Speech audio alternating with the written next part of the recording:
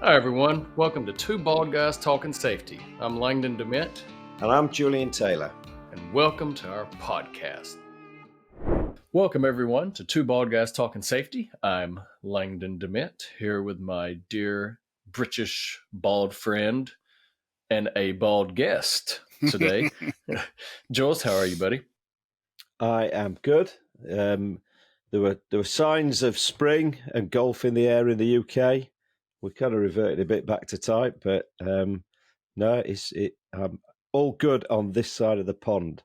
I'm glad to see you've brought a guest in who's got the correct hairstyle for this particular podcast as well. Is it going to become only bald guys talking safety? You know, we have tried to get people to shave their head, and thus far it's been to no avail. So to finally have another true, baldy. Mm-hmm. It's good. These are choices that we didn't get to make. That just were thrust upon us. We have suggested bald caps as well, haven't we? Maybe we get those as some merch that we can hand out when we go and do some live events. Some bald caps.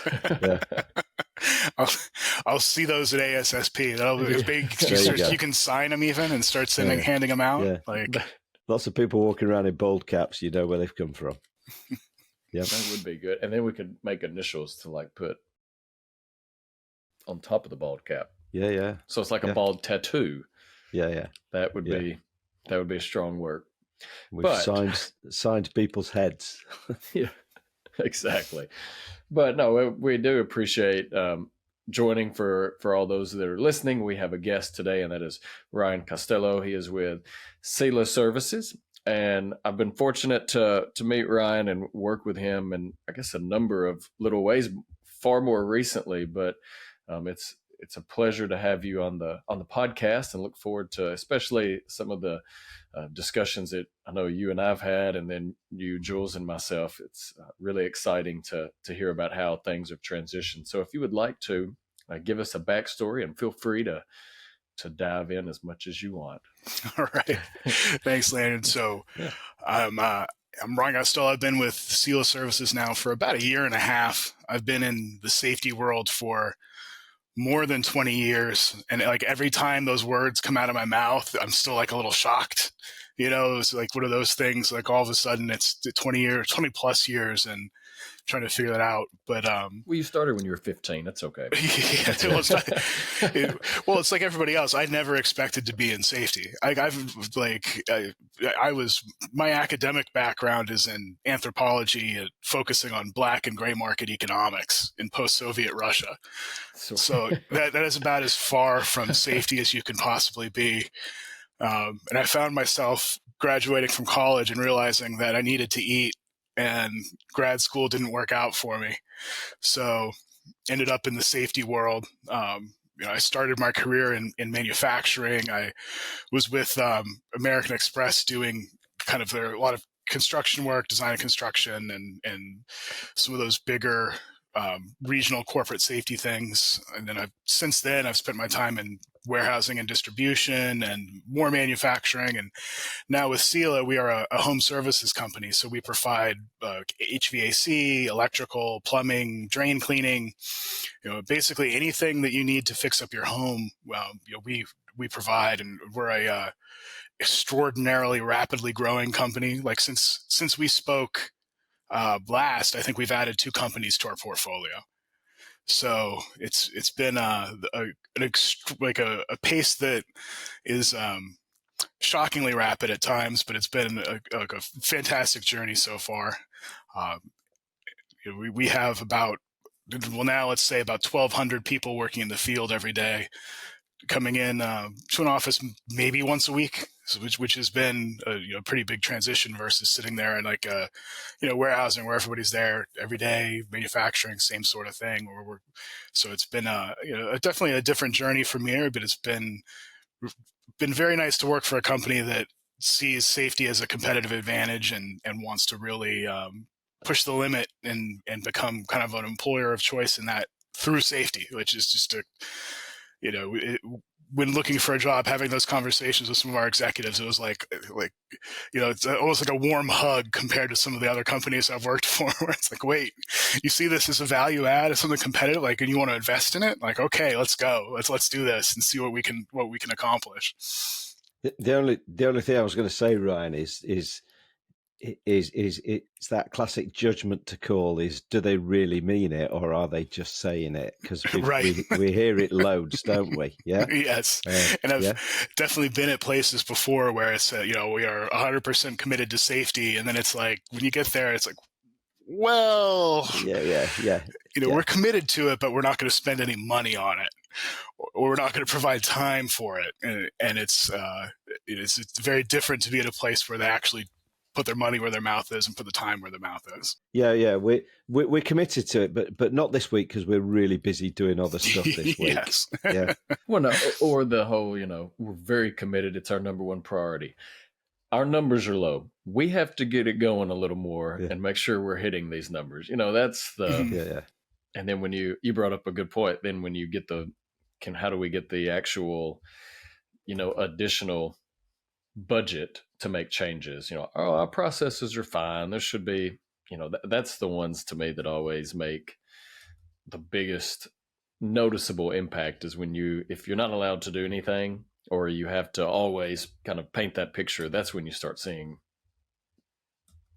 maybe it's not really the focus it once was. Or when you have a company that describes itself as heavily matrixed, it becomes a way of like shooting down projects before they're born, really. Like it becomes a real challenge to try and get anything done. And it's not even necessarily, it's okay to have a lot of people to approve something in a very collaborative environment. But when it becomes a way of canceling things before they can even really have really germinate the ideas, it becomes a real challenge to get anything done in those kinds of environments. Going to kind of sort of pick up on that point, Ryan, because we talk to hundreds of organizations, and sort of over the sort of time I've been involved with sort of this organization, we talk to so many different organizations, and you're going and talking about major change projects, and if it was in any other part of the organization, you would see lots of people there because they want to hear about what it is that you're talking about and sort of get involved with sort of moving that project forward. And so often we would rock up and there'd be one person or two people sitting there. and you say, so what's leadership's view on this? And you would see the shoulders slump and it just felt like with so many companies that you talk to, it was a battle to get things done. So these are the same people who are saying, yeah, safety is our number one priority, but it's a battle to then go and get any kind of investment into safety projects or safety change. Yeah. I feel like in my career, I've learned to fight like guerrilla wars against those kinds of things. Like just sitting there like a partisan and just being like, all right, nothing's a major project, but we're going to change. We're going to tweak this thing. We're just going to do it. We're not going to ask permission. We're just going to make this change and see if anyone notices.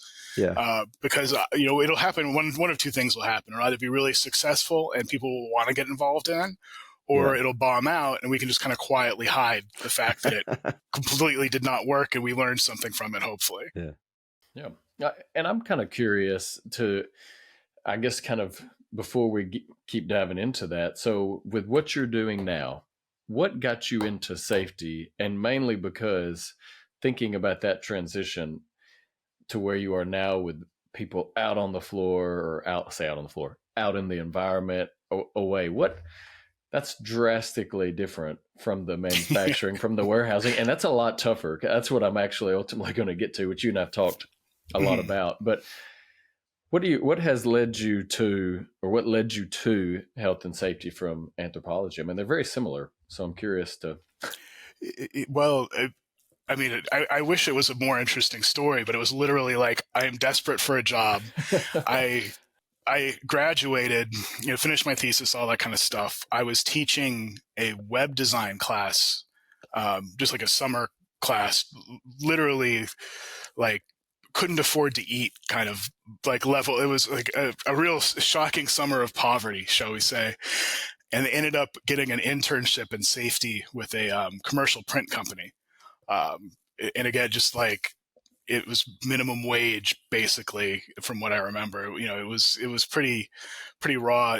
During college, I did have an internship with a company that makes window shades. And they were VP. I was helping with the VPP application, everything else, and I really enjoyed it. That was just local to where I had been living. And had a fantastic team there, an excellent mentor. And, after graduating, I got into grad school. I was intending on being an academic, full on. That was my plan, was just to stay in the academic world. But I didn't get funding at grad school. And I was looking at all of my student debt at that point. I was like, I can't double this and then make $30,000 a year teaching. Like, it's not possible. And it wasn't going to happen. So, I just kept up with it. And then, my original plan was I'll do this for a year and then I'll apply again and see what happens. And then 1 year turns into 3 years, and 3 years is 5 years, and you start getting into it more and really enjoying it. And I think that's probably a pretty common story among a lot of safety people is, it can be really brutal work. When I started, I was in a job. I was traveling roughly 3 weeks on, and then I would be home for a week. I was home, technically homeless, for 2 years. I was just traveling from place to place, and I'd go crash with friends just to go see. It was literally a very nomadic lifestyle, and I kind of realized afterwards that I went a little feral after that. Like, just having long periods of not interacting with people in like a social way was a little intense mentally.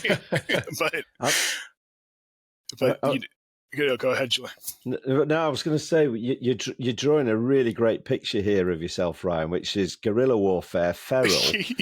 I'm just imagining people at Sila going, "What's that crazy safety guy doing with his face blacked out and camo on today?" Poor Ryan was in the corner eating lunch. Yeah. But that happens so much to like younger safety people. It's something I still think about a lot today when I interact with people who are just getting into it. And like, how do you advocate for yourself to not just have like just the worst job? Like, I don't know how I don't know how I stuck with it for those first 2 years. Sometimes, it was pretty wild when I look back at it and what the lifestyle was like. Some people love it. I know people who love traveling all day, every day, and that's what they want to do. But, to me, there was an upper limit of what was really mentally possible. And I think I kind of hit it there. But, moving to Amex was like a very good experience for me. And I was there for a very long time. And, that's the kind of environment that when I work with younger people now, in kind of not necessarily in a full mentorship, but just working with people who are coming up, it's like if you find the place that works for you and clicks for you, and it can be a really, really rewarding profession, and you can do some great things. But if you get stuck in a bad situation, and not that was a terrible situation, it paid my bills, but it was, I think the profession has a tendency to kind of chew up and spit out younger people, or new, not necessarily younger, but new in career people. There's a lot of like low man on the totem pole kind of stuff that happens. It's really challenging. Well, and I think to that, health and safety. So, I got my master's occupational health safety, industrial hygiene, and you learn the basics really well. I mean, Murray State, fantastic program where I went. Taught what you needed, excellent. But when you get out and you realize how much more there is to it, meaning the people side of it, establishing, here you go, Jules, establishing camaraderie with everyone. So you're not just so you're not the safety cop, right? Because that's a struggle. And then you realize people do things differently when you walk up.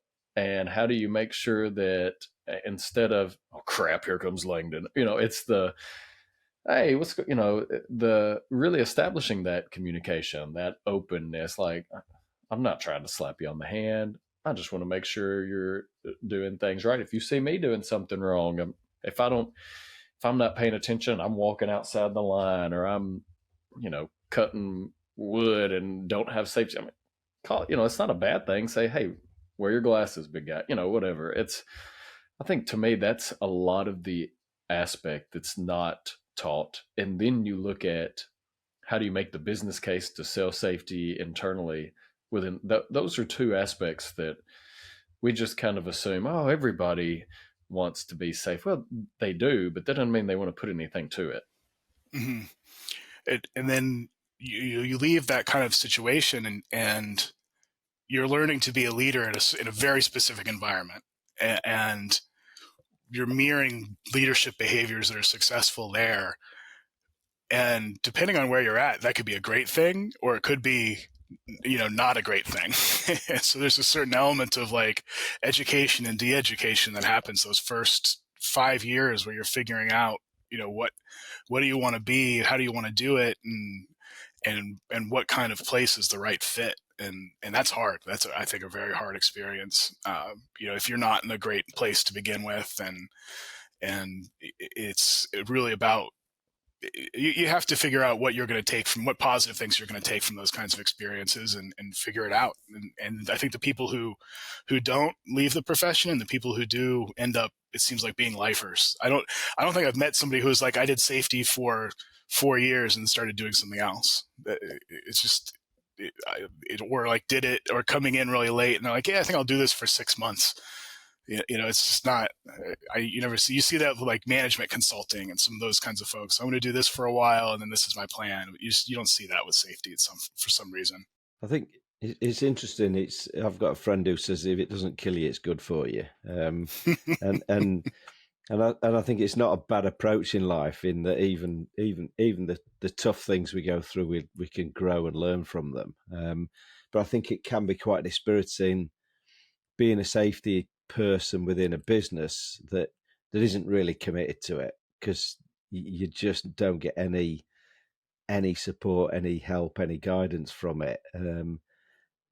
But equally, you can learn from it and move on. So, what are some of the tips you would sort of give to younger members of the profession then, Ryan, in terms of some of the maybe do's and don'ts around trying to get that buy-in from the organization? When I've had some of those conversations with people, I always, the one thing that's crazy now is the job market is so much better than it was for safety. People, a lot more, I feel like a lot more companies recognize the need for it, are willing to hire people. So don't stick around in a bad situation just because you're worried about what it's going to look like on a resume if you leave. And you have to advocate for yourself. And, not that you shouldn't kind of learn from a difficult situation, because I think that's really important as well. But I've definitely known people who are in situations that are really not good and don't explore because they're worried about what it's going to look like. And I think if you start from a place of understanding what you bring to the table and where you kind of want to be at a certain point, that's very helpful. And then otherwise, I think being involved in kind of the like local professional associations, whatever, just so you can have camaraderie with other people and get advice and network and understand, is the grass greener, or is it not? Like, what is my situation? What context am I actually sitting in? And then I think that really can help people quite a bit. When I hire, to be honest, like a lot of times when I'm hiring someone, even if it's for a safety role, I'm not necessarily even hiring someone with like a safety degree or anything like that. I love pulling people who maybe were on safety committees for a long time, show a lot of commitment and interest, and that becomes part of their kind of professional development, because they have such a great like rapport and understanding of, what are the people who work there going through. They come from such a position of empathy that it's really not that having a traditional safety background is bad or anything like that. I've definitely worked with people from both kind of areas, but I think it could be really powerful when you have someone who says, yeah, I've done that job. I know how much it sucks and when it sucks. And my job is to help try and keep you safe, and how we can work with doing that together. I really like that, Ryan. I love that kind of empathy piece. It's the danger. I think you kind of alluded to this earlier, which is, as a younger person, you might feel that because we're talking about compliance, actually you can sort of use the need to be compliant and follow regs as a reason to tell people to do stuff, but actually it's not a compelling thing for people to actually want to do it, is it? So I think that empathy piece is so important, and again, you only learn that by making the screw ups and probably getting it wrong a few times, but it's sort of it's learning what's the best approach here to embrace people, get people to embrace safety, isn't it? Yeah, exactly. Like, how do you foster those relationships with people? And it's hard when you're new and you're younger, with especially if you're in a company where there's people who are very experienced in it.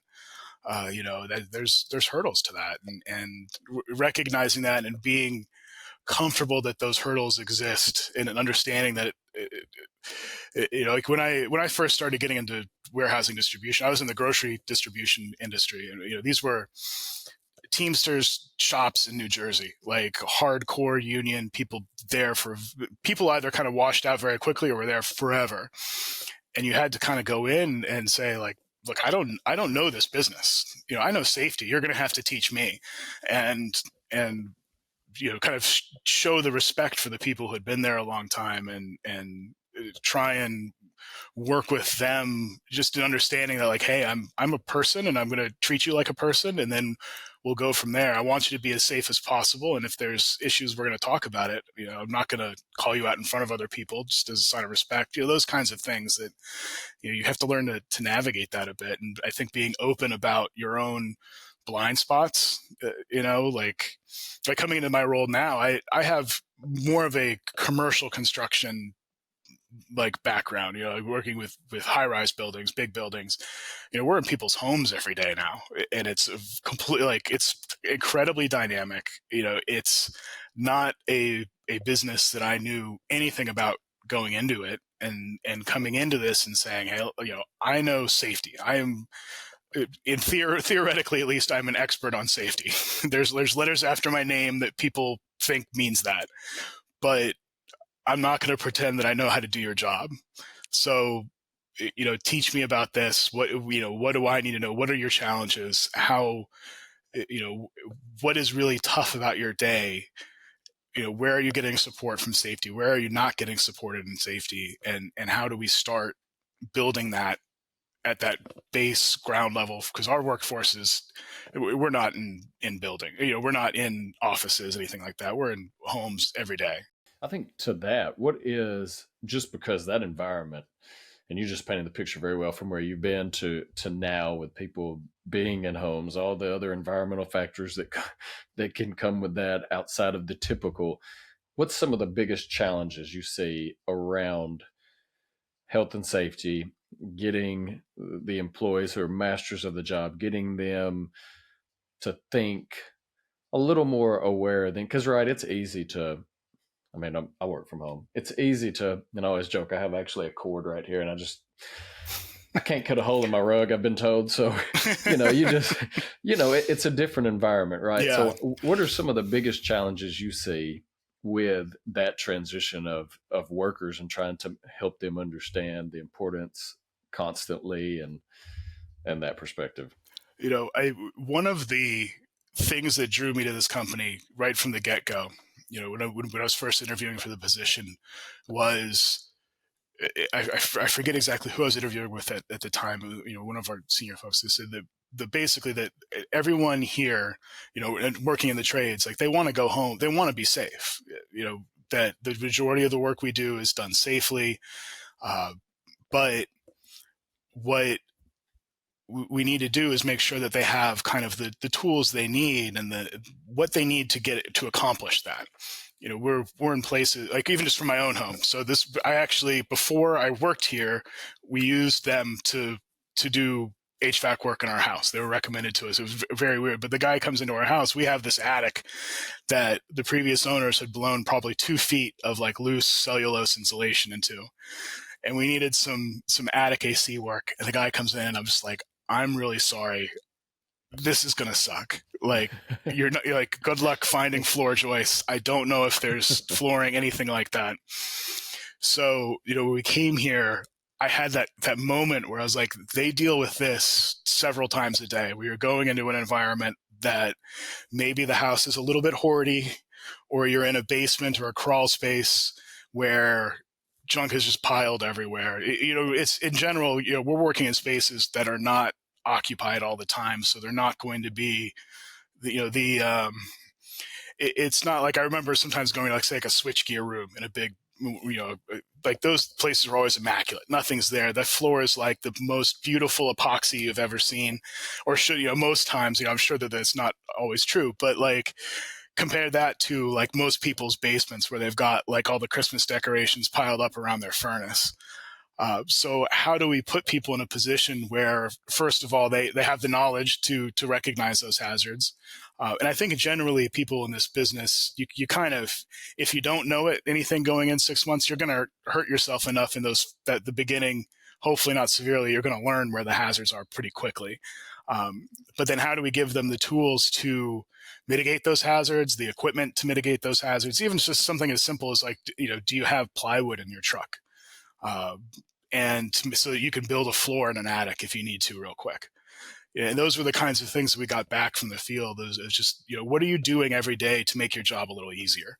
And having those conversations and figuring out where some of those blind spots were. Like one of the big things coming in was gloves, because people would get kind of like gloves from Home Depot or whatever, and then they'd be told they had to wear the gloves all day at work. And it's just, if you're trying to handle like a teeny little set screw on something, like forget about it. Those gloves aren't good. Like you're not going to feel anything. So, getting feedback from folks, trying things out, and finally landing on a glove that, look, it's not going to protect you from super sharp sheet metal, but it's going to provide protection across the board in most situations that our people are in. And those are the kinds of things that, how do we provide those kinds of things to our people and do it consistently and do it well? And that's probably really, for me at least, that was where the start was, is just trying to understand where are people's challenges and how can we fix them. I think you hit something that's very pertinent. I'm curious about you. So from like a training and getting everyone aware to, we talk, start when safe, kind of that principle. When it's there, they have to do the job, but how does that, what does that look like as far as getting everyone ready to do the job? Understanding it, is there trainings that, how have you kind of worked around that perspective? I think one of the big advantages of working in the trades is apprenticeship. And that's not something you see in a lot of other industries anymore. So you have people who are coming in and are learning from someone else from the beginning. They maybe they've done trade school, they've got a base knowledge. So now I think of places I've worked where like, we had, let's say a week of training in a bunch of different positions, and you don't know not anything about anything at that point. But there's such like a good history of apprenticeship in the trades that you still get that kind of idea coming in, so that people are getting their feet wet as essentially a helper. They're just moving stuff around. They're getting tools from the truck. They're coming back and forth, but it gives you that kind of context. So you're working with an expert or someone who at least has significantly more knowledge. Our company has a very strong commitment to continued education in terms of like in pure skills training. We're doing training like at our buildings. There's like a training center, like essentially a live fire training. There's like a furnace you're going to work on in a controlled environment, so we can teach them the safety aspects of that in an environment that we can control. And it's not highly dynamic like you're going to find in the field, but at least we're working from a base set of knowledge that says, hey, you're going to shut the gas off this way. You're going to turn the electric off this way. And it's going to be applicable to the field. Now you start getting in your more apprenticeship side, you're going to see how that those building blocks you have, now you can build on it more and apply it in a very dynamic way. And we try and do the same with safety, whereas like I try and focus on things like, what is the hazard we're going to look at here? When we look at, say, I'm not going to tell someone how to disconnect an AC compressor, but I'm going to tell you you need to look for a disconnect, and how do you test for electricity that's still there? Because we work with a lot of capacitors and things like that. How are you going to make sure that this piece of equipment is actually fully turned off, and why is that important? And then you have knowledge that you can broadly apply to, how do I disconnect these 10 other kinds of things that I have to work with every day? One thing that sort of struck me that you said earlier, Ryan, and I think is really important, you talked about the set screw and the gloves, and Yeah. and it's even little things like that, isn't it? That if you become too inflexible about you've got to wear this type of glove to do this type of job, that's what gets people's backs up into around safety. And I think one of the important things you talked about was that, and I love it, that vulnerability to say, look, you're the experts in your job, but tell me about it so we can identify what is the best way to do this job safely. And when we approach like operational learning, I think if you tell someone, no, you're wrong because it isn't protective enough, you just show that you didn't learn anything. So you have to have enough authenticity to say, okay, this makes sense. I understand that, look, there's a chance we're going to have cuts from internally very sharp pieces of equipment. But I have a glove now that someone is going to be able to wear all day, every day. So I'd rather protect that 80% of normal work and worry a little bit less about the sheet metal exposure and things like that. And we have other types of equipment for when you're handling that. But I'd much rather do that than give someone a cut level 6 glove that they can't wear during their day. And I've protected them against this more severe hazard, but I've exposed them to their normal everyday hazard. And I think that's where sometimes people get kind of caught up in safety. And even when you try and do operational learning, if you're going to tell someone no, you've kind of shut that down. And if you're going to say no, you better have a really good reason about or why, and beyond just kind of saying that that's not safe enough. Because doing safety harder, or we're going to more safety you, I don't know. I just don't think that that's been a very effective tool for a lot of people. And even when you approach learning like that, you've got to be more flexible from a safety perspective about understanding what the actual hazards are and what the actual job is like day in and day out. I remember, I think we talked about this when we caught up before, and I was walking around a packaging plant it was in Auckland, in New Zealand, of all places, with a great lady called Rachel, and we're walking around, and she's showing me around. She just showed me around the plant because I was there on a visit. And there's a guy operating a machine, and it had a touch sensitive screen to do the operations. And he's there, and he was almost like fingerless gloves. He got all the ends of his gloves cut off, and again, it's how do you deal with that? And she was just fantastic, and she just went up and said, "Do you mind me asking why you've done that to your gloves?" And he said, "Yeah, really simple. I can't operate the machine Right. with my gloves on." But it was great because she said, "Right, okay, let's go away and find you some gloves that have got the fingers that you can operate the touch screen with." And it was like, great. And we walked around the corner, and then there's a guy there, and he's got his safety specs up on his head. And the same thing again. Do you mind me asking why you've got your specs up on your head?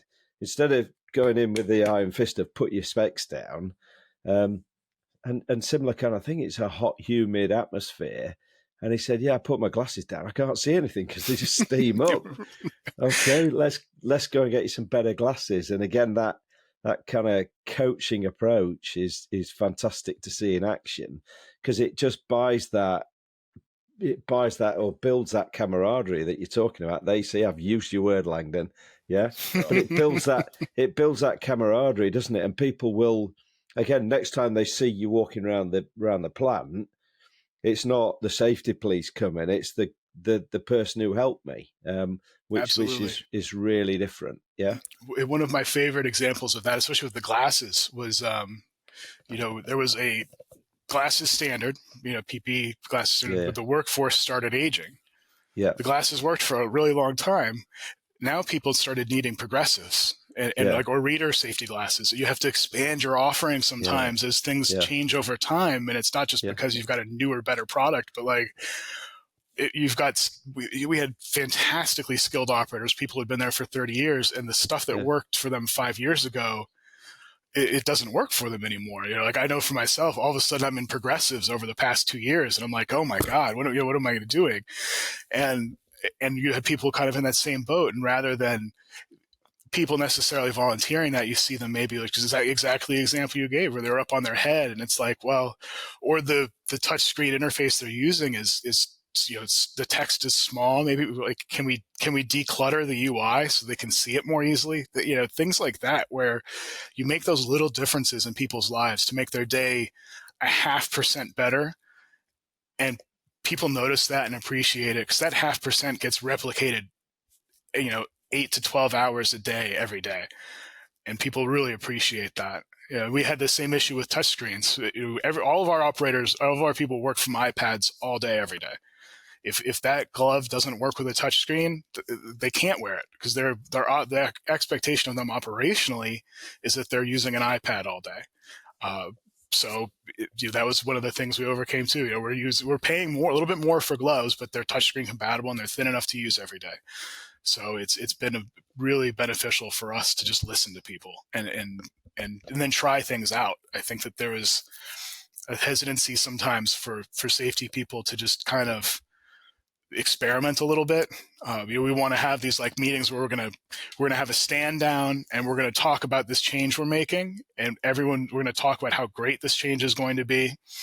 When it's a little easier, I think, to just kind of seed things out. It's like, hey, I've got this new thing. Can you try this out for me and just give me some feedback in a couple days? Sometimes it doesn't work. I've gotten things back in a day and say this thing is garbage, and you just file it away and go, okay, Good thanks. result.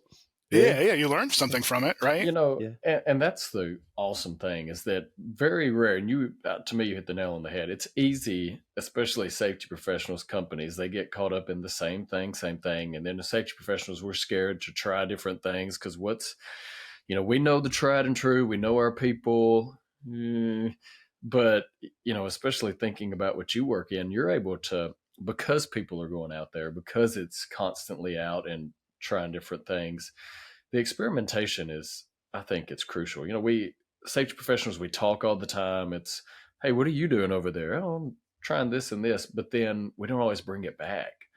So the fact of being able to test the waters, what really can make a positive impact, I think that's an underplayed and honestly even undervalued aspect that we don't incorporate the way we should.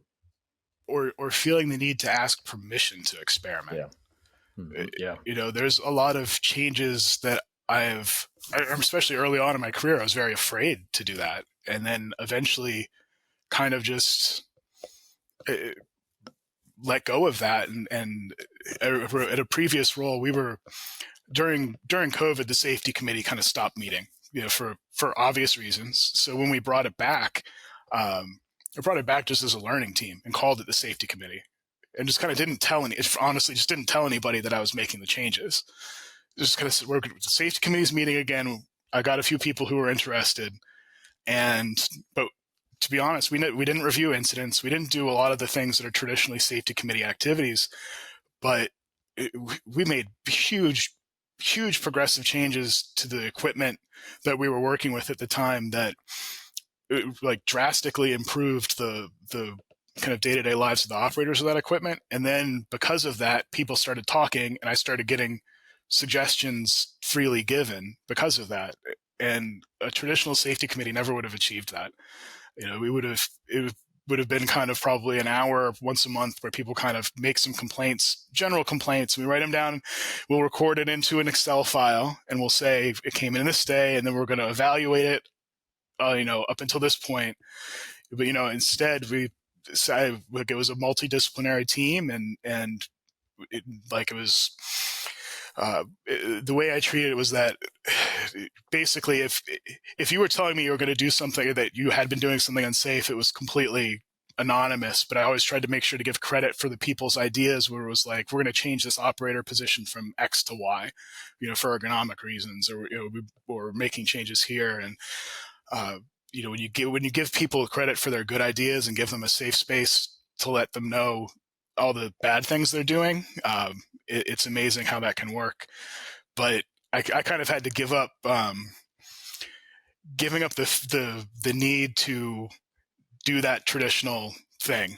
And one of the advantages sometimes in safety is if you're a little bit off the radar, you can make those changes without necessarily seeking permission. Now, granted, like, that was kind of just there was one of the places that I worked, which has its own issues, had one of the ideas was that they would push out for everyone was like bias to action as opposed to discussion. And that was one of the things that I kind of took from that role. I was like, well, I'd rather ask forgiveness for doing something a little bit different. If it works really well and we get great feedback, people will probably go along with it. We did the same thing with the observations program there. It was a little bit punitive before, and then I changed it around, and it was more about if behavior is an expression of a problem, how do we then go and dive into those issues and say, what's going on here? We're seeing this happening a lot, so something's happening here. There's something that we need to investigate more and understand, as opposed to just being someone kind of like we were talking. Julia was like, put on the right gloves. You're not doing it right, and then recording it as we've corrected a behavior, and that put 10 people at risk, and now there's look at us. We're being more safe now.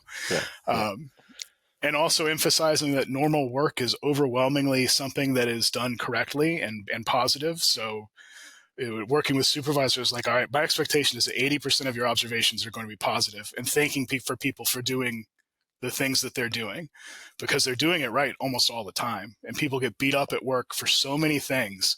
Can we not make safety one of them?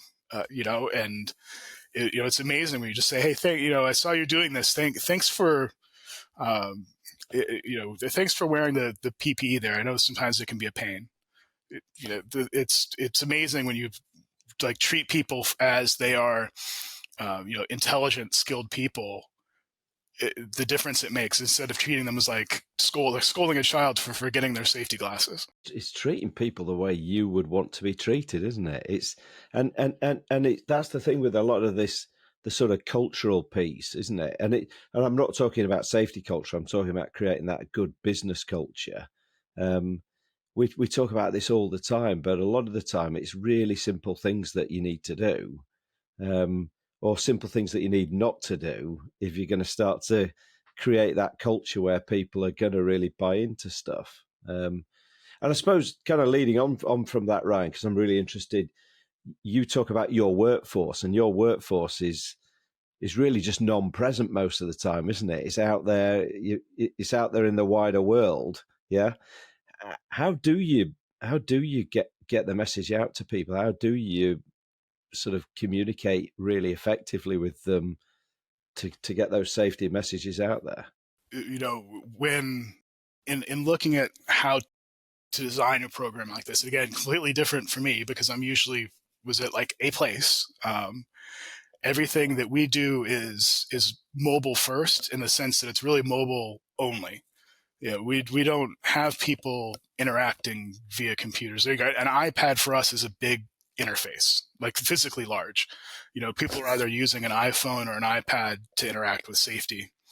So everything that we do has been pared down to the absolute barest necessity to accomplish what our goal is. So for our incident reports, we use QR codes like crazy, because in my opinion, at least, so say somebody's driving and they get into a car accident. I don't want them to have to think about, oh God, what was that training that I went to for? What do I do at this point? We have a label with a QR code, and they're like, I know that if I do this, I scan this, and now the information I need is going to be right there. And so it's, most of that kind of stuff is less than 5 clicks into anything. If it's more than 3, I start getting nervous, because I think that that's going to be too many layers for people to get to. And then for our incident reporting, went into it with just the idea that this can't take more than 30 seconds. If it takes more than 30 seconds, then we're going to start losing information. We're going to lose timeliness because they're going to go, I need to go, I'm going to go to an urgent care and then I'll do it. But so our incident reporting is, what happened, where did it happen, and how bad is it? Everything else we'll figure out after the fact.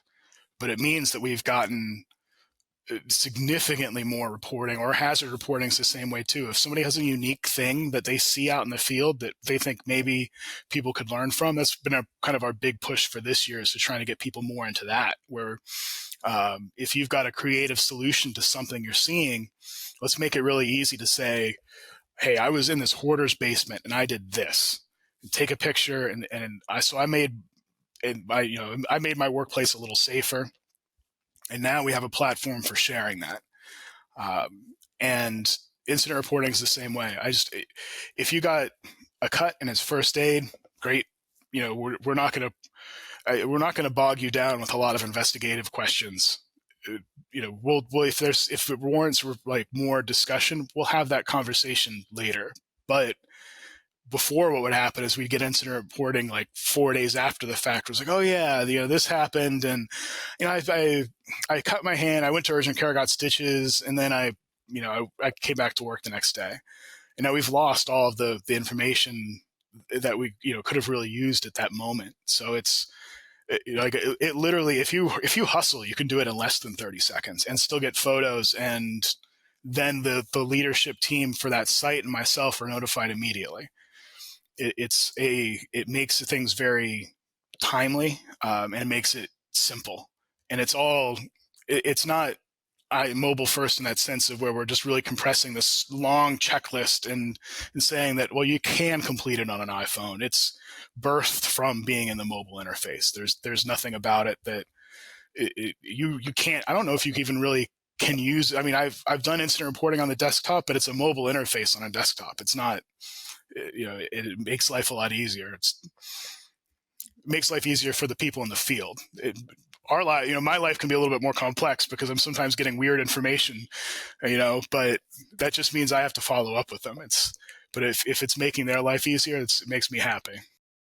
I think we always think about sort of keeping it stupidly simple for the kind of obvious reasons. I had a car crash at Christmas, and we're probably going back to the anthropology piece here, but it's the human reaction after that incident. And even just trying to take the guy's mobile number and get it into my phone was this massive task, because my head was so shaken up by what had just actually happened to me, that actually we've got to simplify it. And I think it's maybe one good thing that's come out of COVID is QR codes have just become synonymous with everyday life, haven't they? So everybody is happy to use a QR code. So it's a great thing for safety that we can make it really simple and easy for people to just bang into a QR code and then get the form filled out and filled out quickly. But yeah, it's that simplification is just key, isn't it? Yeah. Well, in our training's the same way. It's all delivered via mobile. I think 98% of our users take their training on an iPhone or an iPad. And I think that other 2% are a lot of we have and again, showing the company's commitment to safety, like the site leaders will take the training as well, and really saying so they understand what's expected of their people and then can answer questions about any of that. So those 2% is generally people in leadership positions at a site level. But everything else is short videos, trying to make them as pertinent to their job as possible. So it tends to be HVAC specific, or at least construction specific. We're doing a lot more with people recording our own videos. Just this last month, we were going through some HAZCOM training and just recording videos with some of our techs who have had, one of them had a great story about getting refrigerant burns in the field, and what happened and why it happened and kind of what he did afterwards. But to me, it's like that kind of, it's almost like peer-to-peer training, but it's all electronic, and giving it in small enough bites that people well, first of all, we'll pay attention to the whole thing instead of sitting there within like a classroom training for an hour. But then also we'll remember that say you're going to use a hammer drill, and if you're not using a hammer drill right, that thing will kick back and you can get pretty seriously injured from it. But say you're that apprentice in the field and you're like, I know I've got to do this. I'm going to be sawing through like 3 inches or drilling into 3 inches of like 3 feet of concrete here at a foundation. I'm going to go to our training platform and just search hammer drill and give people training, like that 2-minute video about like, hey, if you're using a hammer drill, watch out for X, Y, and Z. And now I know for myself, if I'm doing anything around the house or like on a car, I'm probably going to YouTube first just to see like, hey, is there something I can get from this? So, that kind of service delivery model of making ourselves kind of the YouTube of training is, at least that's the guiding principle over it. It's not perfect. There's sometimes I had to apologize to the teams this past week because one of our HasCon videos was really boring, but it got the job done. And then we had, I think, things that were with it that were very compelling and interesting from their peers, essentially. It's that doing it at the workplace, Ryan. It's I'm a trainer, and I've been a trainer for a long time, and I look back in horror at some of the things that we used to do, where we used to. Langdon's rolling his eyes here, but it's where we used to. We would drag people into a classroom for 3 days and just bombard them with knowledge, and actually then you stop and reflect on how much do they actually remember in the first place. But then when they get back to the workplace and maybe 2 months later, they think, oh, I know I got trained on that, but I kind of can't remember what on earth they said. So I think this evolution of training to at the point of work and really short and bite size and hopefully not too dull and too boring, is just, we just stand a chance that people take it on board and use it more effectively. Being able to put it immediately into practice is the biggie. That's the big change, I think. Yeah. Even when we became very progressive and we started putting things on the computer, E-learning. we were like, e-learning, this is it. Yeah. And there's nothing like sitting behind a computer for 3 hours. Yeah. I mean, it's... We're punishing people who are doing return to work by making them do safety videos all day. You got injured, and now you've got to take a 4-hour course. Right. And then, I've been in positions where I've shown people those sign-in sheets, I've shown OSHA people that sign-in sheet and said, see, they have the knowledge now. Yeah. And it just becomes like, looking back at it, I'm like, God, that was such a farce. And OSHA's like, great, thank you. And it just becomes like a compliance theater versus having something that like people can actually refer back to and is small enough that they'll remember and care about. It's just, it cracks me up when I think about it. I'm so glad that people are starting to move away from that. What OSHA should have said is, great, you've proved they can sign their name. Right.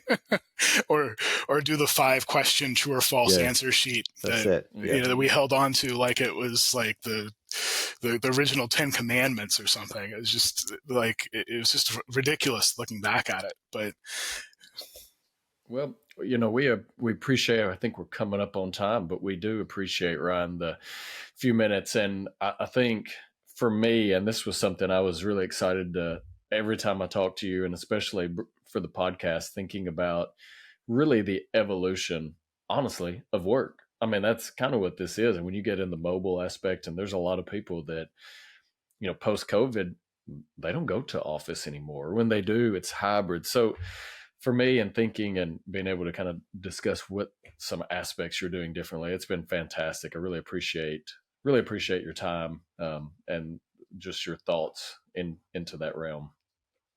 Well, thank you for having me. It's been a lot of fun. Langdon did say you'll have no problem talking for an hour with this guy, and I think that's proved right. But that's not the way I said it. It's been a great conversation. But I think the other thing is studying anthropology in a post-communist world is probably a great preparation for being a safety guy. You still want to get me on like a safety culture sidetrack, because that's when I start going on a tear and it starts getting a little academic. I think it can be fun, but at the same time, my thing now, I'll just leave this, is I think culture is like a jar of jelly beans. people demonstrate it in different ways. And I think of your safety culture as jelly beans in a big jar, and it's going to all this just all a bunch of different little points. And if you start treating people as those individual things, individual entities, as opposed to this big homogenous thing, you start really unlocking what the potential for safety can be. And things like what we're doing are like that. It's trying to understand that people have very specific needs, and how can we meet that? And it's not all going to be the same. So, let's try and at least make it easy for them to interact with us. I love that. Great point to finish on. Honestly, on Ryan. Yeah, totally agree. Yeah. he just dropped a mic right at the end. That was strong. That was strong. Right. I'm glad I can leave on something that's worthwhile. No, we do appreciate it, and everyone, we appreciate you joining. Look forward to the next podcast. But as we are continuing, as we leave this podcast, as we leave our days, we hope that everyone, that you can stay healthy, that you can stay safe, and ultimately that you can watch each other's back out there. Thanks, everyone. Thank you, everybody. Hey, everyone. Really appreciate you tuning into this episode of Two Bald Guys Talking Safety. Please follow and subscribe to wherever you stream your favorite podcast, or visit us at evotix.com. And if you want to see how follically challenged we really are, come and check us out on YouTube. If you've got value from the podcast, please go to Apple Podcasts, and in the review section of this podcast, if you could leave us a review or a rating, that would be great. And as always, everyone, while you're going about your days, about your normal lives, stay safe out there and watch each other's back.